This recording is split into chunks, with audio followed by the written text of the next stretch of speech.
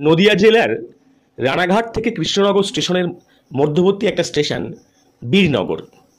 আজকে বলবো সেই বীরনগরের লোককথা, লোকশ্রুতি ও জনশ্রুতির ইতিহাস। লোককথা, লোকশ্রুতি, জনশ্রুতি এগুলো পুরোপুরি ইতিহাস নয়, এগুলো অলিখিত মানুষের মুখে মুখে প্রচলিত কথা, যার মধ্যে ইতিহাস লুকিয়ে থাকে। চলুন আজকে বীরনগরের ইতিহাস জানা যাক। আজকের বীরনগরের আদি নাম ছিল উলা। লোককথা অনুসারে একটি কাহিনী প্রচলিত আছে। বলা হয় আজকের যে বীরনগর তার বিস্তীর্ণ অঞ্চল ছিল উলুবনে ভর্তি। সেই উলুবন কেটেই নাকি এই গ্রামের পত্তন হয়েছিল, তাই এর নাম হয়েছিল উলা। অন্য একটি লোককথা অনুসারে পার্সি শব্দ আউল থেকেই এই গ্রামের নাম হয়েছিল উলা, যার অর্থ জ্ঞানী। আউলদের বাস ছিল এখানে, সেই জন্য এই গ্রামের নাম হয়েছিল উলা। আবার কেউ কেউ বলেন এখানে উলাইচণ্ডীর পূজা হতো, সেই সূত্রেই এই গ্রামের নাম হয়েছিল উলাই বা উলা। বাট উলা থেকেই এই গ্রামের নাম কিভাবে বীরনগর হলো সে সম্বন্ধেও প্রচলিত আছে একটি মজার কাহিনী। একবার নাকি মহাদেব মুখার্জির বাড়িতে ডাকাত পড়ে।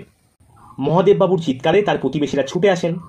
তুমুল সংঘর্ষের পরে মোট 18 জন ডাকাতকে পাকড়াও করেন তারা। 9 জন গ্রামবাসীও আহত হয় সংঘর্ষে। বিচারে ওইসব ডাকাতদের নির্বাসন দণ্ড হয়। সরকার গ্রামবাসীদের বীরত্ব ও সাহসিকতার পুরস্কার স্বরূপ ওই গ্রামের নামকরণ করেন বীরনগর। ওই সময় থেকে উলার নাম হলো উলা বীরনগর। ঘটনাটা ঘটে আজ থেকে প্রায় 200 বছর আগে। আহতদের প্রত্যেকে বীরত্বের পুরস্কার স্বরূপ দেওয়া হয়েছিল 20 সিক্কা করে। কিন্তু উলা বীরনগরের আজ শুধুমাত্র বীরনগর বলেই পরিচিত, এখন আর নগণ্য গ্রাম নয়।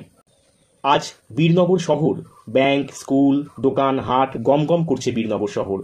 পৌরসভাও আছে। এই বীরনগর অতি প্রাচীন স্থান। প্রাচীন গ্রন্থাদিতে উল্লেখ পাওয়া যায় এই উলার নামটি। উলাইচণ্ডীর পূজা ও মেলার খ্যাতি মহারাজা কৃষ্ণচন্দ্রের সময় ছিল প্রবল।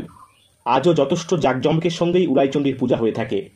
মেলাও বসে সেই উপলক্ষে। লোকে বলে একসময় ভাগীরথী প্রবাহিত হতো প্রাচীন উলার পাশ দিয়ে। বীরনগরের দক্ষিণ ও পূর্ব দিকে যে দুটি খাল আছে সেই খাল ডাকাতের খাল এবং 12 মেশে খালকেই অনেকে প্রাচীন দিনের ভাগীরথী খাল বলে মনে করে। একটি খালের নাম ডাকাতের খাল, অপর খালের নাম 12 মেশে খাল। এখানে বহুকাল ধরে চলে আসছে উলাইচণ্ডীর পূজা। প্রস্তরখণ্ডে উলাইচণ্ডী দেবী পূজিত হন। বৈশাখী পূর্ণিমাতে পূজা হয় ধুমধাম করে। হারিয়ায় পূজারী। আগে নাকি শুয়োরের বলি দেওয়া হতো চণ্ডী পুজোর সময়, তবে এখন হয় না। উলাইচণ্ডীর মধ্যে অনেকে প্রচ্ছন্ন বৌদ্ধ দেবীরও প্রভাব লক্ষ্য করে থাকেন। উলাইচণ্ডীর মাহাত্ম্য নিয়েও নানা কাহিনী প্রচলিত আছে এই অঞ্চলে। ঘনারামের ধর্মমঙ্গল কাব্যে উল্লেখ আছে এই উলাইচণ্ডীর। কবিকঙ্কন মুকুন্দরামের চণ্ডীমঙ্গলেও ধনপতি সওদাগরের উপাখ্যানে এই উলাইচণ্ডীর উল্লেখ আছে। ধনপতি সওদাগরের পুত্র শ্রীমন্ত সওদাগর এই পথে সিংহলে যাওয়ার সময় ঝড়ের মধ্যে পড়েন। তখন তিনি উলাইচণ্ডীর পূজা দিয়ে বিপদ থেকে উদ্ধার পান। এর থেকে বোঝা যায় উলাইচণ্ডীর পূজা কত প্রাচীন। শ্রীমন্তর জাহাজ যে নদীপথ দিয়ে গিয়েছিল সেই নদী যে ভাগীরথী, এ বিষয়ে আর কোনো সন্দেহের অবকাশ নেই। আর উলাইচণ্ডী যদি প্রচ্ছন্ন বৌদ্ধদেবী হন, তাহলে বৌদ্ধ যুগেও যে এখানে প্রাচীন জনপদ ছিল এমন অনুমান করা অসঙ্গত হবে না মোটেই। একসময় এখানে 20-21টি মন্দির ছিল। বর্তমানে মাত্র গুটি কয়েক মন্দিরই আছে অক্ষত। রামেশ্বর মিত্র মুস্তাফির রামকৃষ্ণের জোড়া বাংলা মন্দির, কালীশ্বর মিত্রের চারচালা মন্দির, ঈশ্বরচন্দ্র মিত্রের জগদ্ধাত্তারিণী দিনদিনময়ী মন্দির। বিশেষ উল্লেখযোগ্য বর্তমানে বীরনগরের মন্দিরের মধ্যে উলাই মন্দিরটি বা উলাইচণ্ডীর পূজাটি। বলা হয় নদিয়া জেলার মধ্যে একদা এখানেই নাকি সব থেকে আগে জ্ঞানী, মানী, ধনী ও সাহসী ব্যক্তির বসবাস ছিল।